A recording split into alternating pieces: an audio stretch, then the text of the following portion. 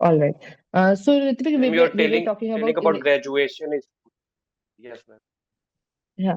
So in the telecommunication field, if any developments are going on, power sector, telecommunication, so that becomes important, especially the current affairs. Please be thorough with it. Graduation पे ज्यादा सब question आते नहीं है, एक या दो question आएंगे, वो भी पूरे करंट अफेयर्स से आएंगे related to that field. Okay, कुछ नए लॉज आ रहे हैं, कुछ regulations for the power companies by the government, something in that kind. Okay, so in your DAF, it's mentioned Dr. APJ Abdul Kalam Technical University. So you can be asked, you can be asked to talk about the contributions of Dr. Abdul Kalam in the development of the country. Okay, so वो अच्छे से 4 points prepare कर लेना, because we know that there are a lot of contributions, लेकिन वहां जाके समझ में नहीं आता है कि कौन कौन से बताए. तो पहले से प्रिपेयर करके जाएंगे तो it will be better. Okay. After that, your optional subject is वो political science and international relation. okay. So PSIR, see, they tend to ask questions regarding optional. एक मेंबर तो जरूर पूछेंगे, तो ऑप्शनल आप थोड़ा, since you have a lot of time, you please try to revise your optional. बहुत deep में नहीं पूछते, but they can ask about various political scientist, otherwise their theories. जो भी पॉलिटिकल साइंस में थियरीज होती है उसके बारे में बात कर सकते हैं. Then some questions, application based questions can be there. Apart from that, some terms can be discussed. Political science में जो PSR में terms होती है, जैसे nation, state and all of that, definition पूछ सकते हैं. उसके बाद international relations become very important. Current affairs based, specifically current affairs के questions तो पूछे ही जाएंगे. Otherwise, they can also ask about bilateral relations of India with the neighboring countries or the major powers, all of that. So please be जो current में चल रहा है, especially the Middle East and concepts like de-dollarization and all of that can be asked. So वो thoroughly कर लीजिएगा. After that, questions can be around your work experience. So आप कहाँ काम करते थे, आपका रोल क्या था, उस फील्ड के बारे में अगर कुछ करंट में चल रहा है तो जरूर पूछ सकते हैं. So work experience थोड़ा क्वेश्चन लाइक ऐसे क्वेश्चंस में बहुत डिटेल में आंसर्स एक्सपेक्टेड नहीं होते हैं. They ask very simple questions, कि देयर वाज दिस थिंकर, तो उनकी थ्योरी क्या थी या फिर उनका लाइन ऑफ थॉट क्या था, ऐसे ही पूछते हैं. तो बहुत डिटेल में या डीप में नहीं बताना है. An overview, you just have to give an overview of that political scientist. उसके बाद best performance in theater certificate course of National School of Drama. So you have done theater professionally, so there can be a lot of questions on theater. पहले तो theatre के कुछ technical तो ज्यादा नहीं पूछेंगे, लेकिन अगर कोई बोर्ड मेंबर उस बैकग्राउंड से हुआ तो दे can ask you technical questions also about theatre. Apart from that, they can ask you what is the difference between theatre and movies. या फिर थिएटर के अगर कोई आपके फेवरेट कोई परफॉर्मर हो या आर्टिस्ट हो, उसके बारे में बात हो सकती है. इंडिया में जो थिएटर का पुराना कल्चर चलते आ रहा है वो अच्छे से स्टडी कर लीजिएगा. Historically how has theatre evolved in India. They can ask you कि don't you think Ritwik that theatre is you know decline होते जा रहा है बहुत ज्यादा, due to social media and OTT online content बहुत बढ़ता जा रहा है, तो थिएटर की पॉपुलैरिटी कम होती जा रही है. What can we do to revive it? What can we do to for the betterment of the theater artist, to encourage theater artists? These can be asked. Then second best speaker in university extempore competition. So you can be asked about what was this competition all about? What was the topic? What did you speak on? What do you think are the most important qualities needed in a good speaker? Then how important is it for a civil servant to be a good speaker or to have good communication skills? These questions can be asked. Then Feroze Gandhi merit cum means scholarship, तो इसमें पूछेंगे कि क्यों दी गई थी scholarship, what was the intent, like objectives of the scholarship. ऐसी scholarship बच्चों को like does it really help the students, और we should focus more on improving the quality of education? These things can be asked. Then, gold medal in recurve archery at district level. So, see, archery is something that not many, like, I've hardly seen anyone put archery in their DAF. So, this is a very interesting entry. इस पे बहुत questions आ सकते हैं. Okay, archery के एक तो technicalities बहुत अच्छे से कर लीजिएगा. Yes, Apart ma'am. from this, archery as a sport India में कितना prevalent है, कितने like हाँ, how popular it is, और कितने लोग archery actually practice करते हैं professionally. How is the infrastructure or facilities government is providing for this sport? What more can be done? What more can be done at the to improve our participation at the international level? Then the discussion can also go on कि ऐसे जो sports है, archery, shot put, javelin, those are not very popular sports, but then it happens that suppose in javelin, Neeraj Chopra won the gold medal, and then javelin got a lot of popularity. So what is the reason ki we tend to follow only certain sports like cricket or football, and these sports don't get at as much of popularity? Then you can be also asked about your favorite sports person in archery. So try to find, if you can, one female and one male name. Okay. After that, National Cadet Corps certificate and best cadet at annual training camp. So NCC के बारे में in detail discussion हो सकता है कि NCC कब, when was it established, what were the objectives, किस ministry के अंडर आता है, then what is the motto of NCC, what all activities are undertaken, then how effective is NCC, या फिर ओनली स्कूल या कॉलेज के level तक रह जाता है, all this things. Then what qualities have you learned as an NCC cadet, how will you apply those learnings in the administration? So these things can be like एक personal level पे जाते हैं इन questions में, because this is something you have yourself filled as your areas of interest or something you have done. So they try to gauge कि how sincerely you participated in all of these. Okay.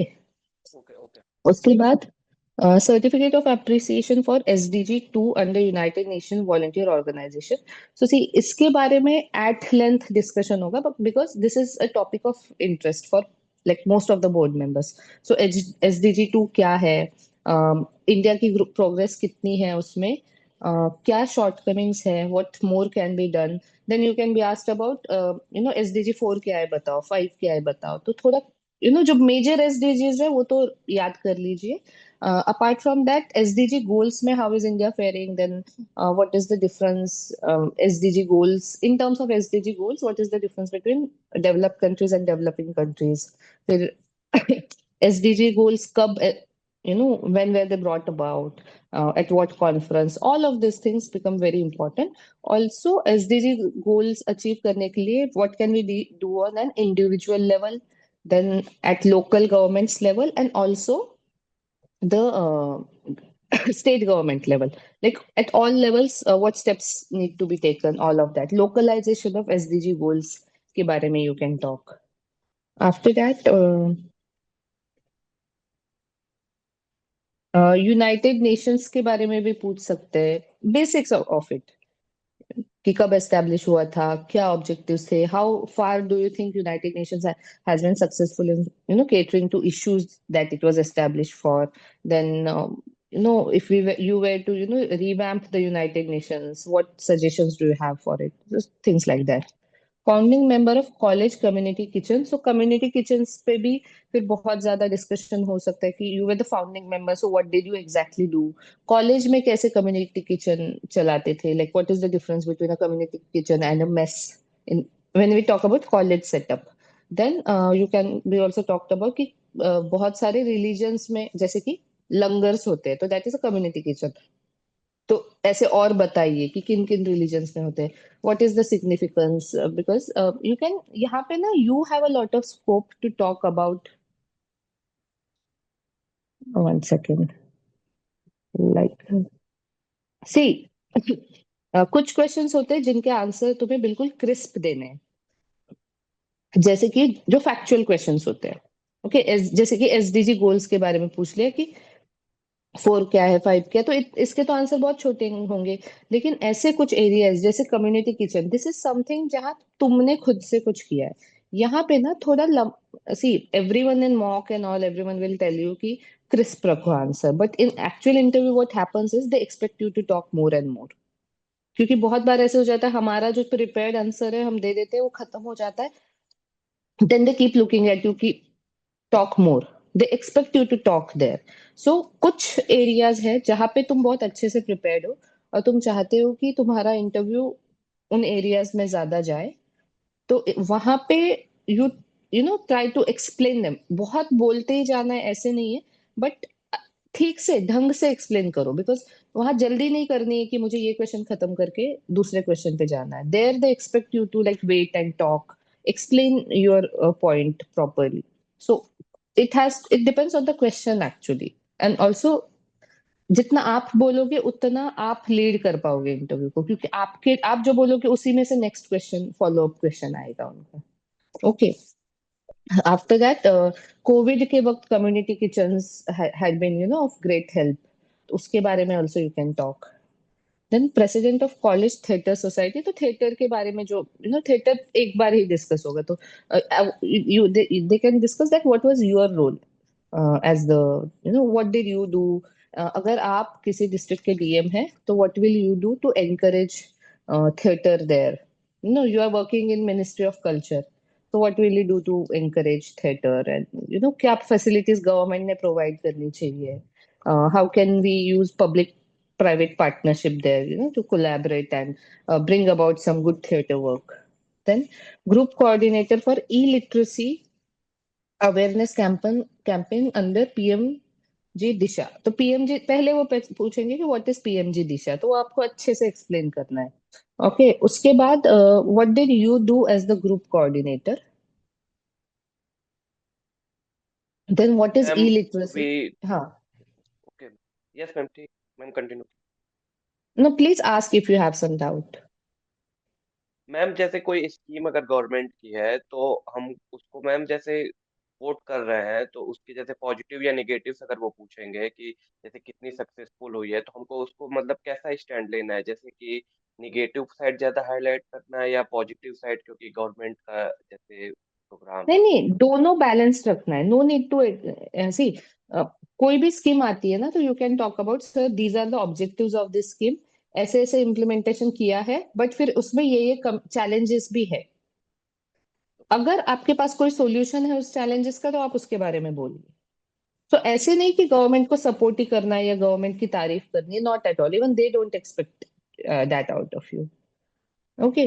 फिर ई literacy, तो ई literacy का मतलब क्या होता है? आपने awareness मतलब किस तरह से, what tools did you use to create that awareness? Which was your target population, किन मतलब किस सेक्शन ऑफ सोसाइटी में जाके आपने अवेयरनेस का काम किया? फिर एज अ डीएम और एज अ सिविल सर्वेंट अगर आपको कोई कैंपेन चलानी है तो आप किन चीजों का ख्याल रखेंगे? ऐसे क्वेश्चंस आ सकते हैं। देन परफॉर्मिंग इंडियन ड्रामा, तो इंडियन ड्रामा पे एट मतलब थोड़ा सा डीप जाके डिटेल में प्रिपरेशन कीजिएगा। वेरियस ड्रामा आर्टिस्ट और Indian drama, evolution of Indian drama since historical times, all of that, please prepare in that. Then interest in origami paper craft. So origami paper craft क्या होता है? Now we know what it is, but we many times we are not able to put it in words. तो वो आप already prepare करके जाइएगा so that वहां आप बोल पाएंगे ओरिगामी पेपर क्राफ्ट। फिर उसका ये पूछ सकते कि does it have any economic potential for the artist? Then you can be ask details about it, और कोई अलग पेपर क्राफ्ट होगा तो उससे डिफरेंस क्या है, all of that. Than playing recurve archery, तो आर्चरी पे वही जो हमने बेसिक क्वेश्चंस डिस्कस किए वो सब आ सकते हैं। Ritwik, your foreign service is your second preference, तो आपको फॉरेन सर्विस के बारे में क्वेश्चंस आ सकते हैं। पहले तो इंटरनेशनल रिलेशंस उस वो अच्छे से कीजिएगा। Apart from that foreign service पे ऐसे पूछ सकते हैं कि अगर आप एक आईएफएस ऑफिसर बन गए तो ऐसे कौन से मुद्दे हैं जिन पे आप काम करना चाहेंगे, या एक आईएएस बन गए तो कौन से मुद्दों पे आप ज्यादा फोकस करना चाहेंगे? कौन सी कंट्री में आप सर्व करना चाहेंगे? If you are given a choice कि एक कंट्री आप चूज कीजिए, तो फॉरेन सर्विस में कौन सी कंट्री में, और फिर क्यों, like why did you choose that country, ये ऐसे क्वेश्चंस आ सकते हैं. Okay, Ritvik, so this is the like major outline your interview can go in based on your DAP. Apart from that, देखिए उस वक्त जो भी करंट में चल रहा है उसके बारे में ओपिनियन बेस्ड क्वेश्चंस आ सकते हैं. सो बी थरो विद इट. इसके अलावा आपके कोई डाउट हो तो प्लीज पूछिएगा. मैम जैसे ओपिनियन बेस्ड आपने क्वेश्चंस बोले कि हम कोई जैसे प्लेस ऑफ वर्शिप एक्ट ही है, तो इस पे हमको ओपिनियन देना है या फिर चीजें बतानी है, तो मैम उसको कितना मतलब डेप्थ तक हम उसको ले जाएंगे कि जैसे ज्यादा कंट्रोवर्शियल भी ना हो और वो ज्यादा काउंटर क्वेश्चनिंग भी ना करें कि हम उसमें फंस जाए एकदम की, जैसे कुछ ऐसा तो बोल दे कि इसमें एक, नंबर कम हो जाए। ओके, इसमें एक चीज ध्यान में रखनी है. आप वहां जाके like when you are a civil servant, okay, you are not taking the decision. ठीक है, पॉलिसी पहले बनी हुई है या डिसीजन लिया हुआ है, आपको वो इम्प्लीमेंट करना है, तो आपकी सोच भी वैसे ही जानी चाहिए. जब किसी भी कंट्रोवर्शियल इशू के बारे में बात होती है, you just have to talk कि गवर्नमेंट ने वो क्यों इंट्रोड्यूस किया, उनके ऑब्जेक्टिव क्या थे. अब गवर्नमेंट का ऑब्जेक्टिव तो नहीं था कि कम्युनल टेंशन क्रिएट करना.